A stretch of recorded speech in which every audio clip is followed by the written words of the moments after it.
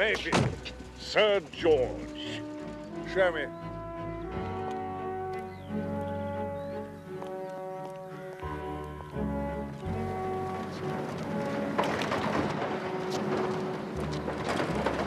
Better be good.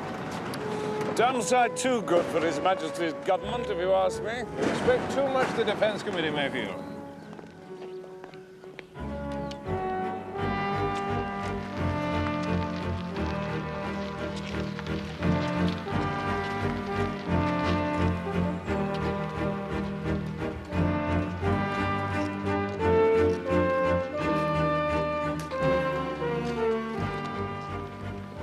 This is it at last, is it?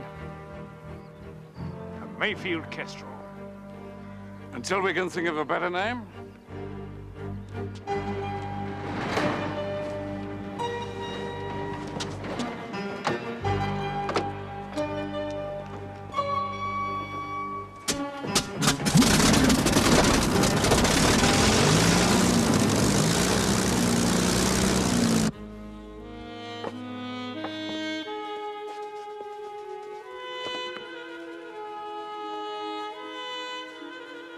Petroleum jelly, Hastings. That is the secret. You rub it well in, and it will prevent the cracking, yes? How do you work out cubic what-you-call-ems? Comment? Cubic thingamies. How do you work them out? I mean, this ceiling's, what, 10 feet up, yes? So do you multiply 10... Hastings, I am trying to instruct you in the care of patent leather. Something that will be of use to you in later life. Well, so will cubic what's it? Suppose I had to survey something or something. You do not deceive me, Hastings. You are having these eccentric thoughts because of this girl of yours, huh? The student of architecture. Well, we never seem to have anything to talk about. I tried reading a book about Bernini. She's very keen on Bernini. I couldn't make head or tail of it. No, Hastings. Women do not wish to talk about Bernini and cubic thingamies. I don't know that she wants to talk about anything. She's never in when I call round to see her. I end up having tea with her mother every day.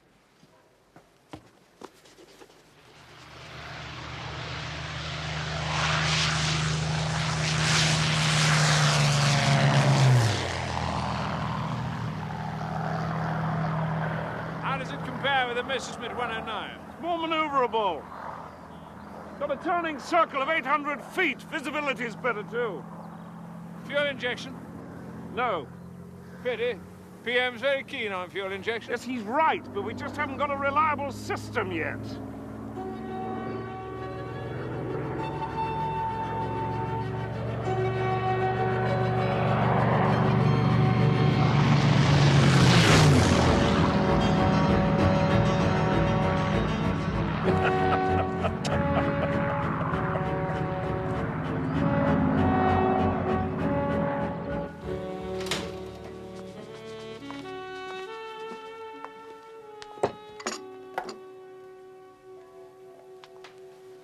There's a lady keeps telephoning Mr. Poirot.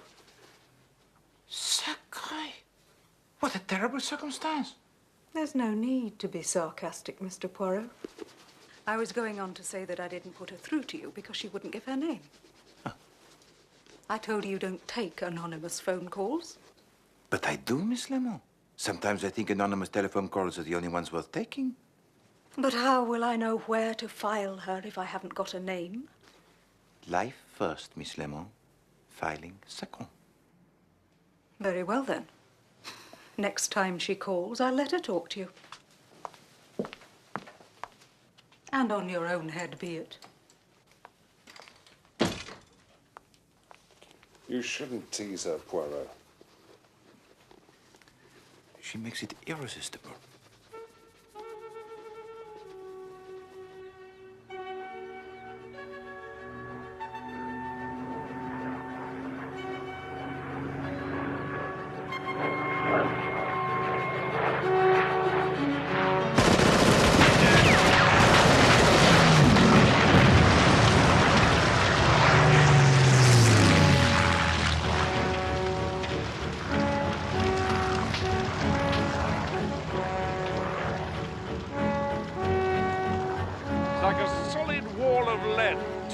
dead square, coming straight at you. The main spire must be tremendously strong to withstand the G-force of that turning circle. And the recoil from the guns. It's built up in layers, so the whole thing acts like a giant leaf spring. And we're still improving on it, too. But I can't go on pouring my own money into the Kestrel forever. You seem not to understand the position that the Defense Committee is in, Mayfield. They like you. Most of them are 100% behind you, but that Japanese business nearly brought the government down. One more scandal like that... There are no more scandals like that. You're saying they don't trust me. It's not a question of trust. Yes, it is. Very well, then. If they want me to prove to them that they can trust me, that's what I'll do. How do you mean? How will you do that? I've invited Mrs. Vanderlyn down for the weekend. Mrs. Vanderlyn? You mad? You've invited her down here? And before the weekend is out, I promise you I'll have hooked Mrs. Vanderlyn, reeled her in, and gaffed her. How? By using the plans of the Kestrel as a bait. You idiot! You can't go using top-secret papers like that. This is madness.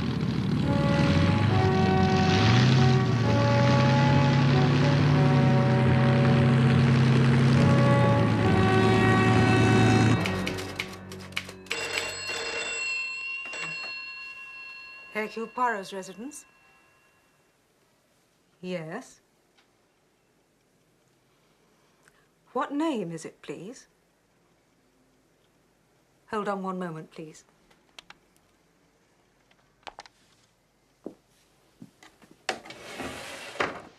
It's your anonymous telephone caller again. She's calling herself Miss Smith this time, but it's her. Put her through, Miss Lemon. Yes, Mr. Poirot. Are you there? Mr. Poirot will speak to you now.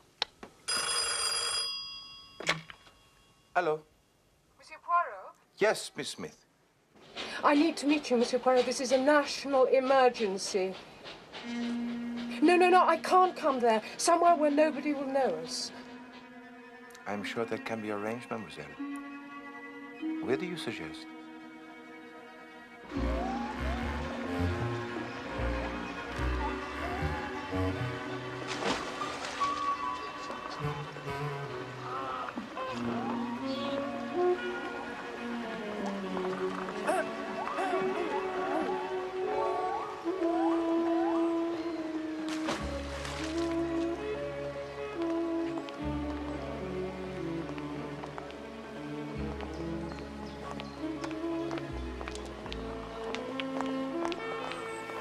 Monsieur Poirot. You are not Miss Smith. Yes, I am. Where's your green carnation? I wanted time to study you. Besides, green doesn't suit me. I was carrying my times. These arrangements, once made, should be adhered to, Miss Smith.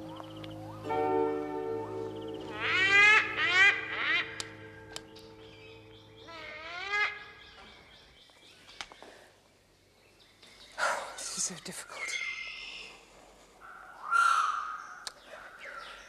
My husband.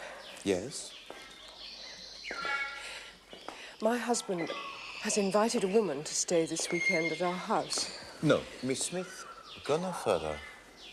Poirot does not handle this type of work. No, you don't understand. This is a dangerous woman. I know that a man as distinguished in his field as you are wouldn't handle sordid domestic cases. There's more at stake here. I see. My name is not really Miss Smith. I am astounded. My name is Mayfield, Lady Margaret Mayfield. And who is Lord Mayfield? There isn't one. I'm only Mrs. Mayfield, really.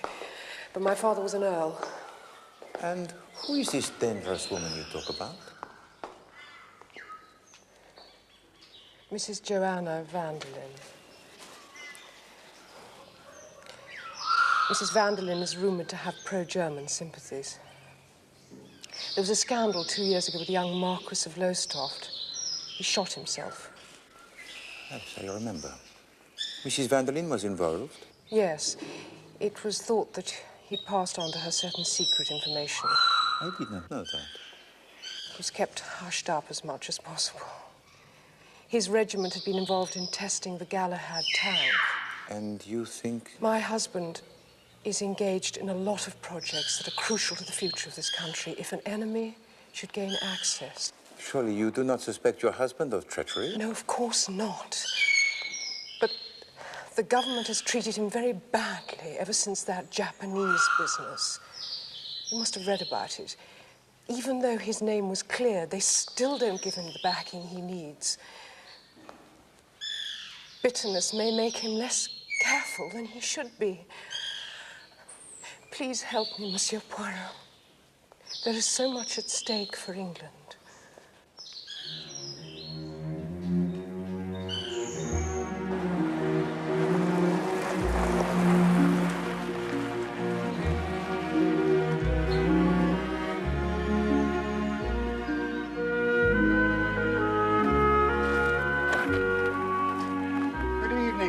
Carrington. Hello, Dawson. Where is everybody? On the lower terrace, Lady Carrington.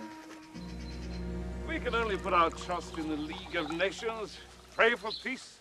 Isn't that a rather peculiar thing for an arms manufacturer to do, sir? What is it Beverly Nichols calls you? Merchants of death? Mr. Mayfield is an armaments manufacturer, Reggie, because this particular game can only be played from strength. Oh, quite right, Sir George. Oh, sorry, Dad. Didn't realize it was all a game. Where has the fabled Mrs. Vanderlyn got to, I wonder? Haven't the foggiest. She arrived hours ago. You've met her before? Not since I was a child.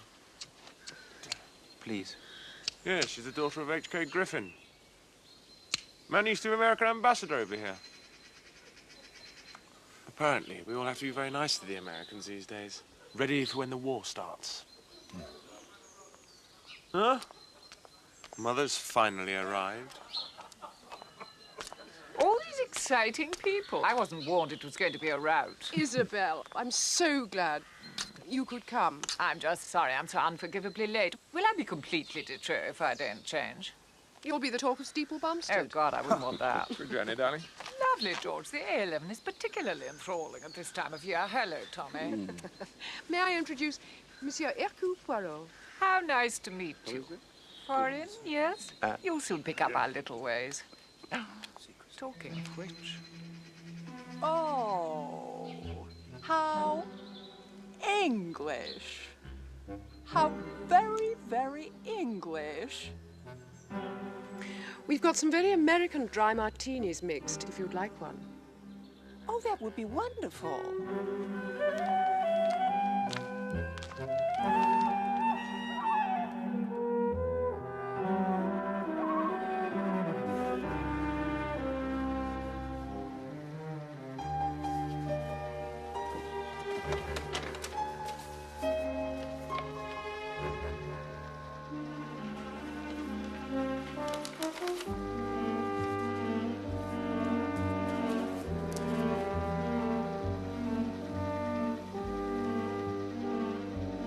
Trouble with the Foreign Office is he's very long on protocol. And whether the Prime Minister of Timbuktu should take precedence over the King of Ungo Bongo. And very short on what Winnie describes as intestinal fortitude. I'm sure that's not true of your Foreign Secretary. And I must bow to your superior knowledge, Mrs. Vanderlyn. I'm sure you know Mr. Eden a great deal better than us humble souls, eh? Oh, I wouldn't say that. But when I had lunch with him yesterday, he was saying more or less the same as you about the Foreign Office's passion for protocol. No, thank you.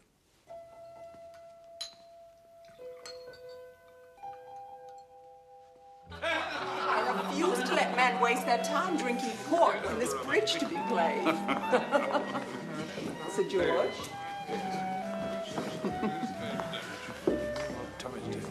You see what sort of a woman she is.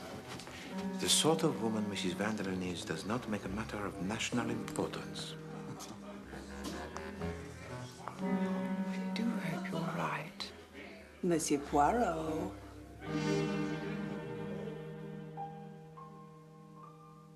Actually, the whole European situation's rather like a bridge game at the moment. On the one hand, we have the diminutive Führer. On the other hand, Signor Mussolini, the bullfrog of the Pontine marshes. In the end, they'll both need taking down a peg or two. And what about the Emperor Hirohito, sir? Will he need taking down a peg? What did he say? Yes, he said something nasty again. He's such a little snot, aren't you, darling? Tommy's working too hard. He believes we're on the brink of war. That he can stop it single-handed? Something like that. The truth is, of course, he can do more than most people. Little slam, I think. Congratulations, partner. Aren't you going to give us our revenge? George and I have work to do, I'm afraid. The plans are ready for you, sir. We'll join you in a minute. Come along, George, if you'll excuse us. Well, I will take a promenade in the garden before turning in. It will clear my brain. We might have done that before we played cards. Madame is too agreeable. Good night.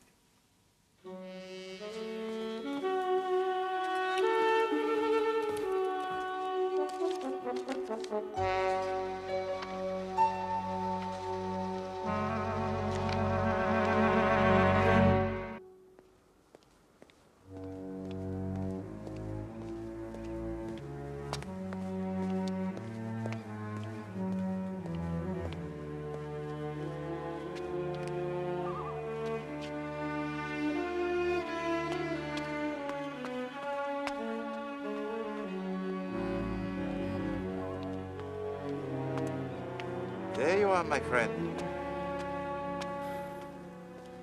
Why can't I stay at the house? That's what I want to know. Number one, Hastings, you are not invited. A pure oversight. Number two, I need you at this stage incognito and very nearby. Well, my incognito's gone for a start. Why? Why is this? Well, the pub's so crowded, I'm having to share a room. And you'll never guess who with. No, Hastings, I will not. Jap. With the Chief Inspector Japp? And the room has only got one bed. I wonder why the Chief Inspector Japp is here. You're not very sympathetic. We all have our troubles, Hastings. I would rather share a bed with the Chief Inspector Japp and 3 of his sergeants than to be partner at a bridge with the Lady Carrington. Yes, I've been hearing about her from the chauffeur. Apparently Sir George is trying to get her to give up cards altogether. Yes, well, I'm very pleased to hear it, mon ami. She plays abominably. No, but she loses a lot of money at it. She's heavily in hock to moneylenders. Really? Hastings, try to find out for me, if you please, who asked the Chief Inspector to be here? That is most interesting.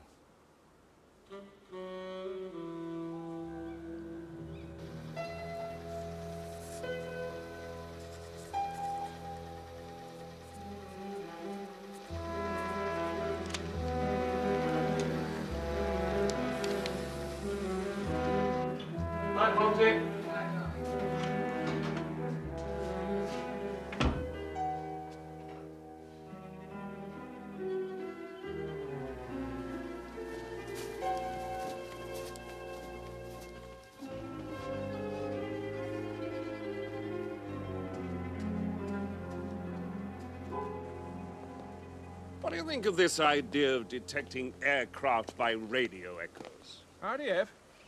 Feasible. We put a certain amount of money into research. How much money? Not going to tell you that. Oh, hello. I just came in to fetch my bag. Don't mind us. Good night again. Good night. Having that woman here is a mistake, Mayfield. No matter what your intentions are, do you no good. Do me a great deal of good when I get her put into Holloway prison. Ah, it's all nonsense. All this talk of trapping her. What was that? What? Someone ran across the terrace there. I didn't see anything. Anyway, how do you intend to trap her? Sure I saw something. Why do politicians treat everyone else like idiots? Probably because they voted for us in the first place.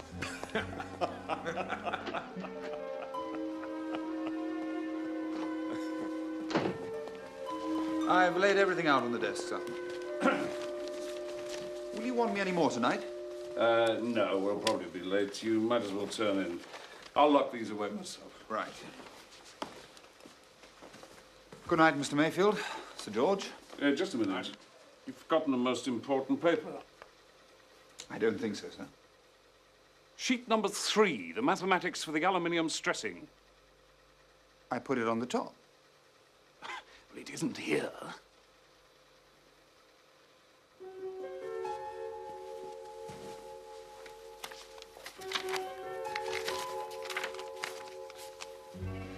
I don't understand. I put it here. I know I did. Oh, you must have made a mistake. It must still be in the safe. No, I put it there. I looked for it particularly and put it on the top. Do you mean to tell me it's gone? Who's been in this room? No one at all. Well, it can't just have vanished into thin air. Someone must have taken it. Can Poirot be of assistance? Finding the lost property is something of a profession of mine. What is missing? This is a matter of national security. I think we should alert Inspector Japp. Telephone him at the 3 Crowns, would you, Mr. Carlyle?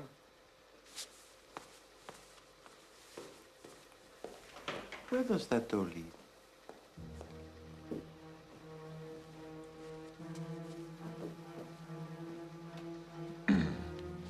Well done. This wasn't meant to happen. But it was, you said. Not like this. She's turned the tables on us. Oh, my God, I knew it. I knew it. I told you not to play with fire. What am I going to tell the peer? Nothing for the moment. You mustn't panic. I'm damned if that woman's going to get away with it.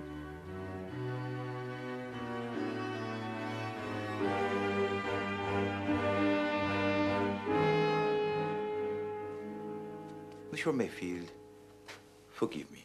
I do not wish to delve into the secrets. But please, can you give me some idea of what is on the paper? I don't know how closely you follow international events, Mr. Poirot, but Germany has just announced that she has parity with this country in the air. So I understand. Yeah, well, what that means is that that piece of paper is perhaps our only chance of keeping our civilian population safe from aerial attack. Am I exaggerating? Not a jot. So the technical breakthrough, huh? And worth a considerable amount of money. Oh, money doesn't enter into it. Well, it might with some people, and in certain quarters. Traitors, you mean? Indeed. But anyone, me included, could knock on the door of the German embassy, and when I come out, I could be a rich man if I had these papers? Certainly. Monsieur Carlyle, before I went for my promenade in the garden, you volunteered to get the papers ready in here? Yes. And shortly after that, everyone else went upstairs to prepare for the bed? I presume so. I don't know. Yes, they did. Mrs. Vanderlyn came down again. Indeed. That's right. She'd forgotten her bag. Ah, the old gasp, huh? Oh, no, pardon. The old wheeze. To return for something you say you have forgotten. Quite. Monsieur Carlyle, after you had opened the safe and got out the papers, did you leave the study again even for a moment? No, not for a second. So, everyone else was upstairs preparing for the bed, except Mrs. Vanderlyn, who came down for her bag. And yet, the plans are stolen. Monsieur Carlyle, do you still want to say you did not leave the study? I don't know what all this is about, Poirot. Carlyle has been my confidential secretary for 9 years. He has access to all my private papers. He could have made a copy of that sheet any time he liked, with no one being any the wiser. Why would he need to stage a rather clumsy robbery? Thank you, Mr. Mayfield. If Monsieur Poirot has any suspicions, I should like all my belongings searched. No, Monsieur Carlyle. I cast not the aspersions.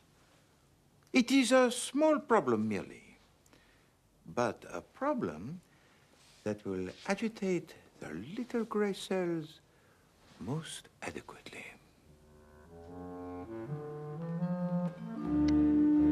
With Carlyle on guard all the time, I don't see how anyone could get into that room. Yes, well, it is no use running to conclusions, Monsieur Mayfield.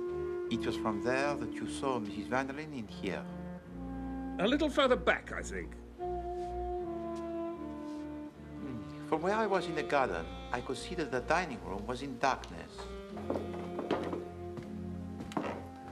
But it would have been quite possible for someone to use those doors to get out onto the terrace and from there into the study. I told you I thought I saw something. By George, you did. There. Across the lawn to a waiting car. He'll be miles away by now. No. The one way through the garden would have taken him directly past me.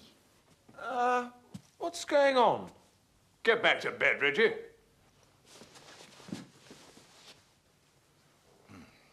So, an interesting situation. The only person who could possibly have stolen those most important papers is one of us. Or Mrs. Vanderlyn.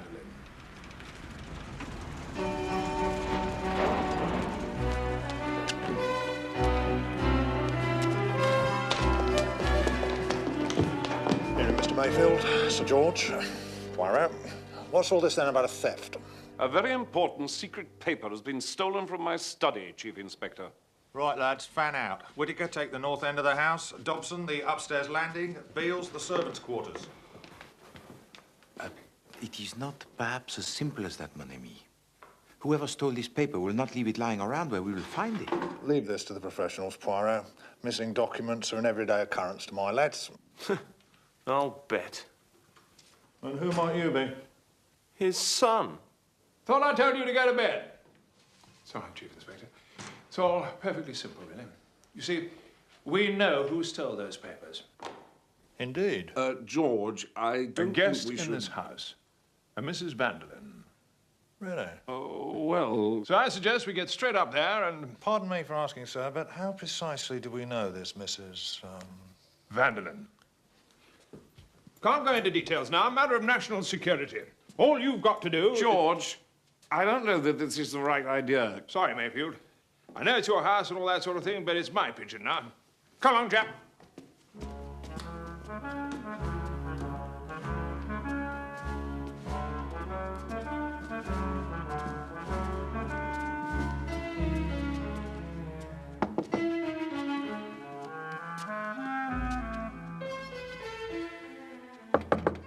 Mrs. Vanderlyn.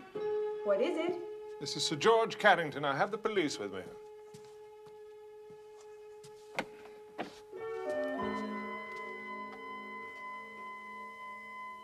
What do you want?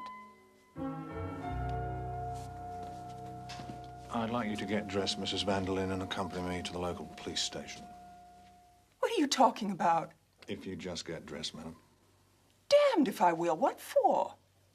Some papers have been stolen from Mr. Mayfield's study, Mrs. Vanderlyn. And? If you could just get dressed, Mrs. Vanderlyn. Did you plan this, Mr. Mayfield?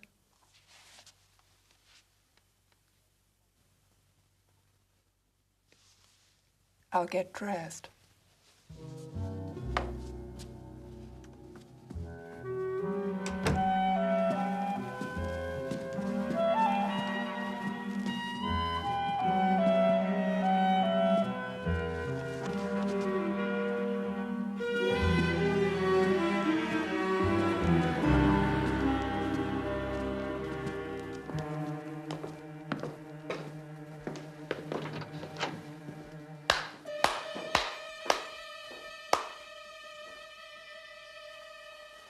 You join us at the station, Mr. Mayfield?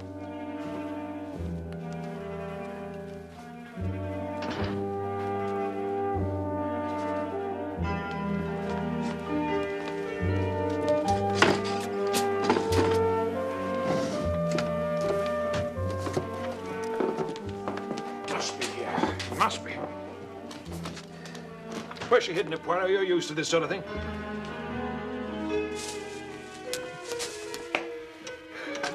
She's got it with her, that's what it is. They'll find it when they search her.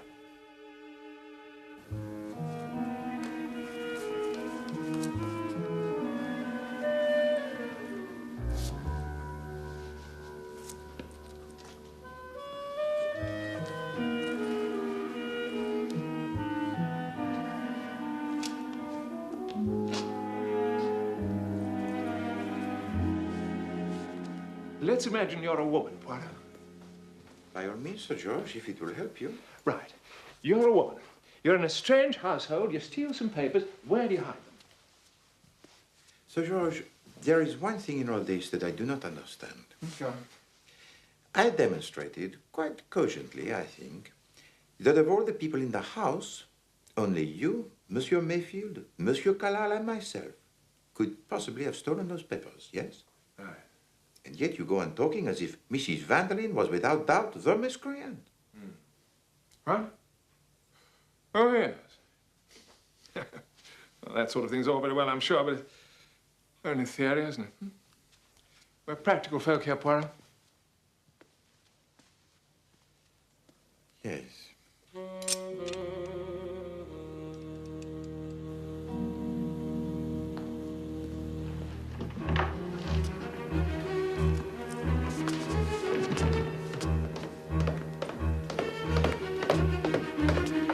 Nothing, sir.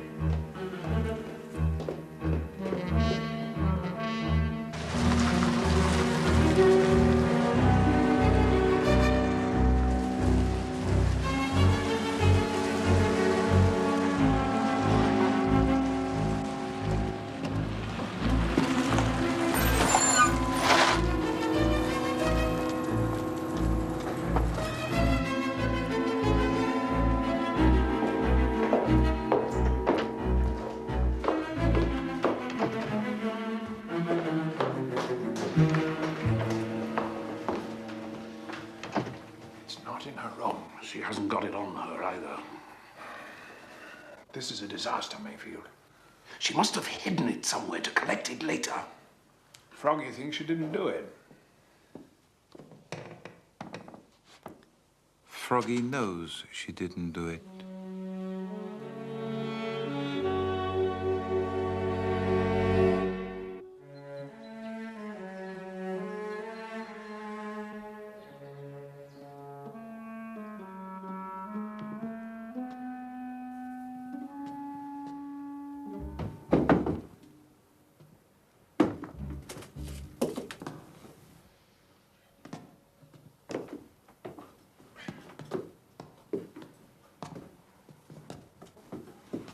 Anywhere you see the dust being disturbed, let me know. It's just one sheet of paper we're looking for, remember? Could be anywhere.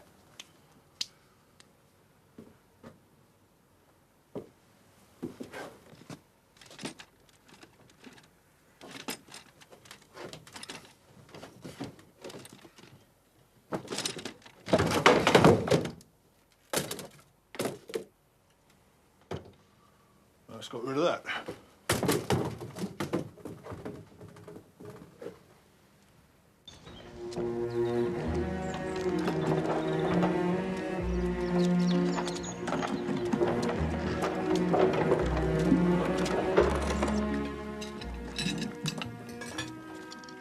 Poirot, my dear fellow, I promise you, you've never had anything like it.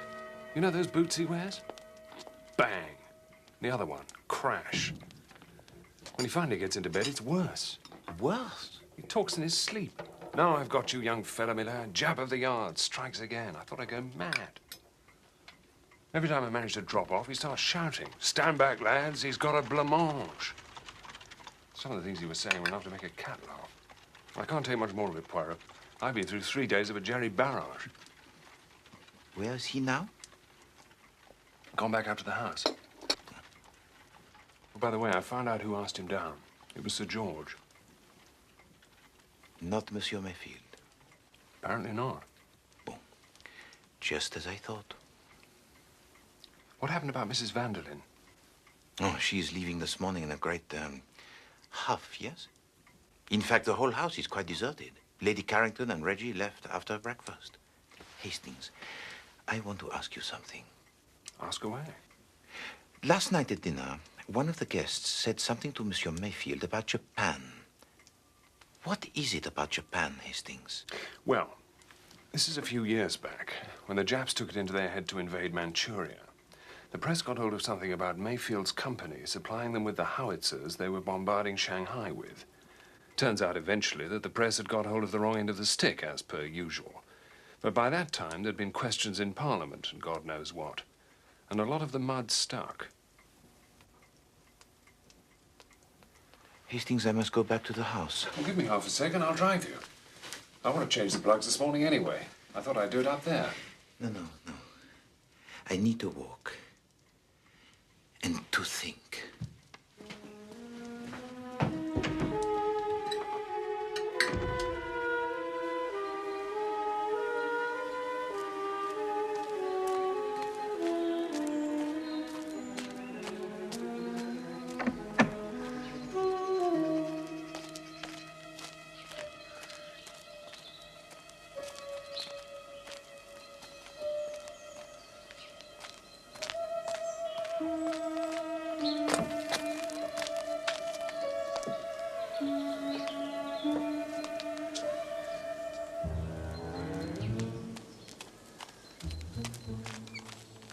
Mrs. Vanderlyn. You left this behind. Thank you.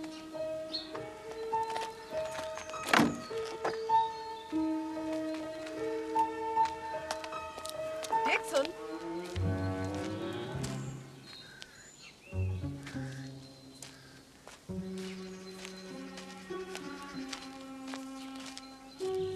Post this for her, will you? She'll only forget.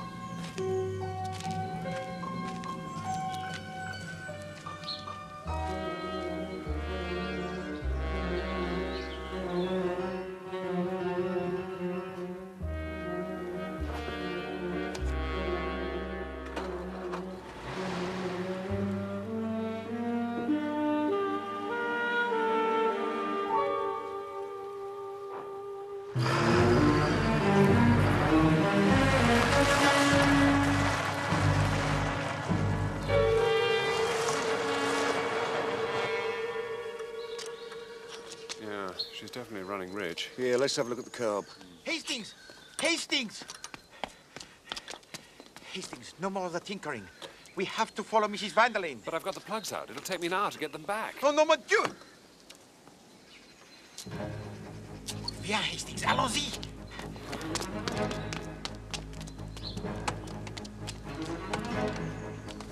Hey!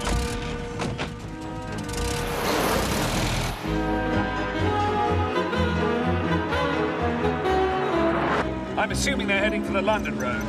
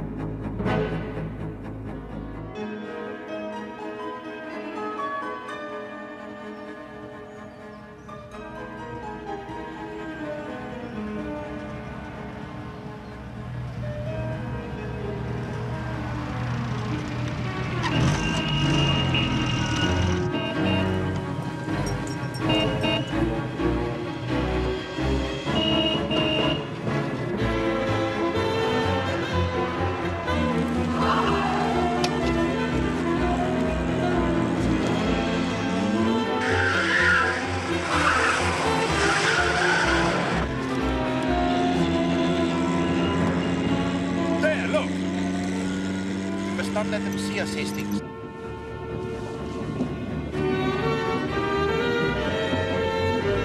Can we get a move on, John? Yes, ma'am.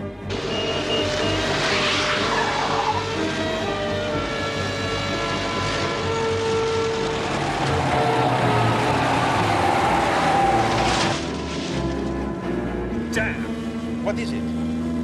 They should have turned left on the A11. Why is that, Hastings? Because that's the road to London. Where are they going then?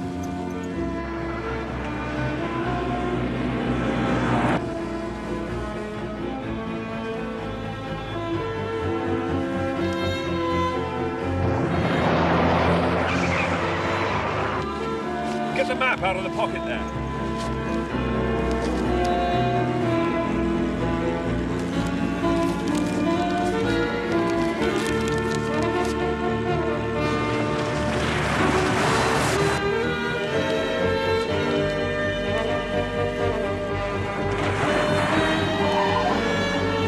Hold tight.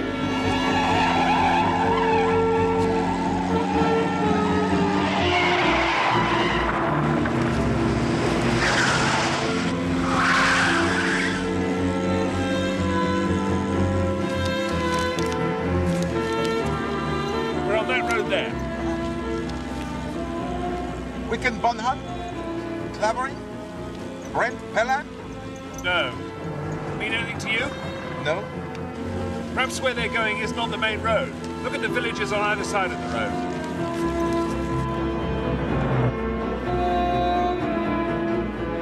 Hare Street? Buntingford? Wickling? Stocking Pelham? Throcking? No. The fellow I knew at the front had a place in Throcking. Right next door to the German ambassador's country house. Hastings. Oh, my God. Can we get there before them? We can have a damn good try.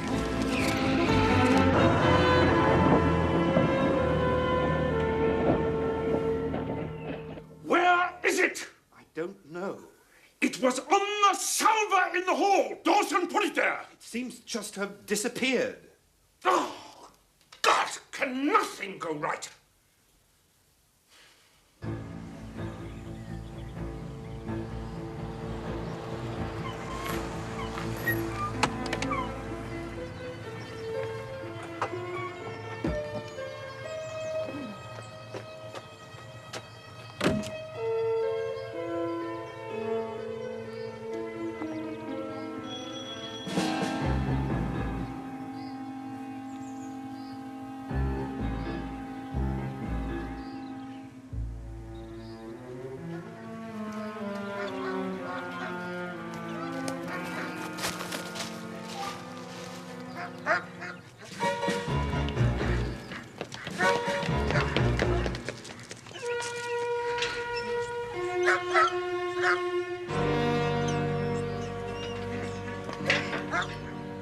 Good God, Poirot. Yes, Hastings. We have seen enough. Come, my friend.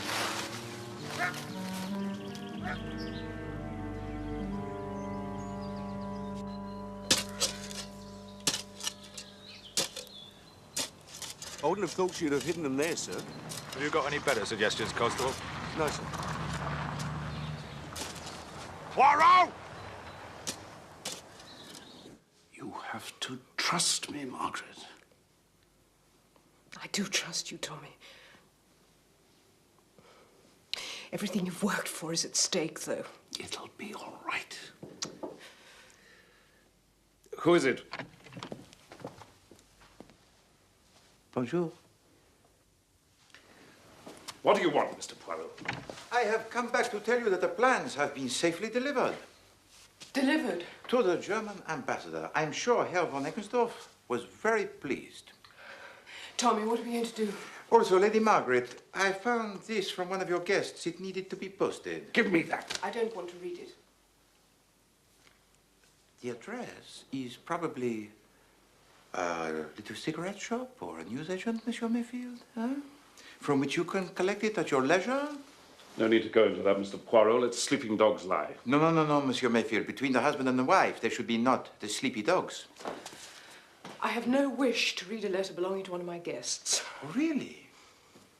Suppose I tell you that this was written by Mrs. Vanderlyn, and that I could guarantee that you would not understand one word of it.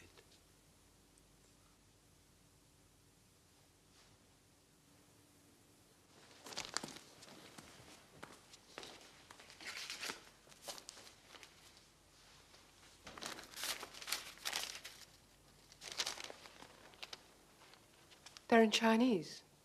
Japanese. But Tom's signature's at the bottom. This is the one piece of evidence that links your husband to the sales of arms to the Japanese. Somehow they had fallen into the hands of the Germans. It was these 2 pieces of paper that Mrs. Vanderlyn used to blackmail him. She said, however, she would exchange them for the plans of the Castro. Oh, Tom.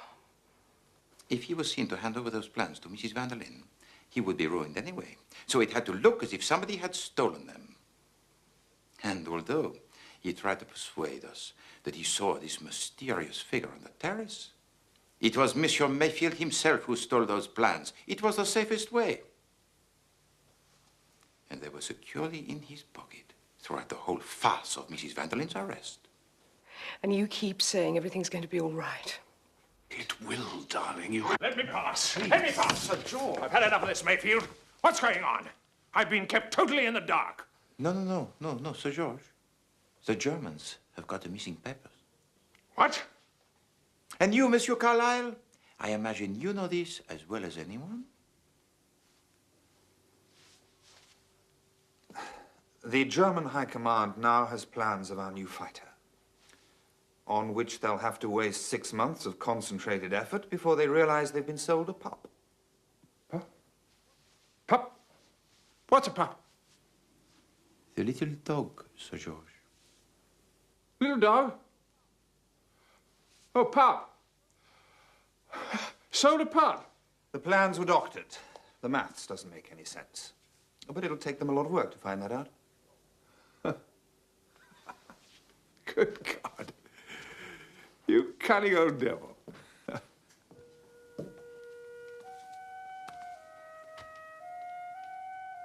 Tommy. Tommy, darling.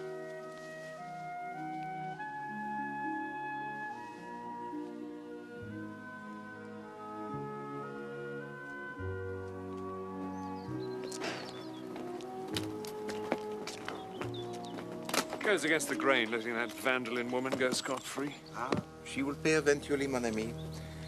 For the moment, let her enjoy what she thinks is her triumph. If you ask me, it just shows the dangers of meeting anonymous women at the zoo. In you go, Jap. Well, Lady Margaret got what she wanted anyway. Her and Mayfield are all lovey-dovey again. Must be depressing for you when that sort of thing happens, eh, Poirot? What sort of thing? Well, everything working out for the best. Some married couple ready for a second honeymoon. Orphan children reunited with their parents. Yes, it is hard. But we must put on it a brave face, huh? And not allow cheerfulness to keep breaking through. Drive on, Hastings.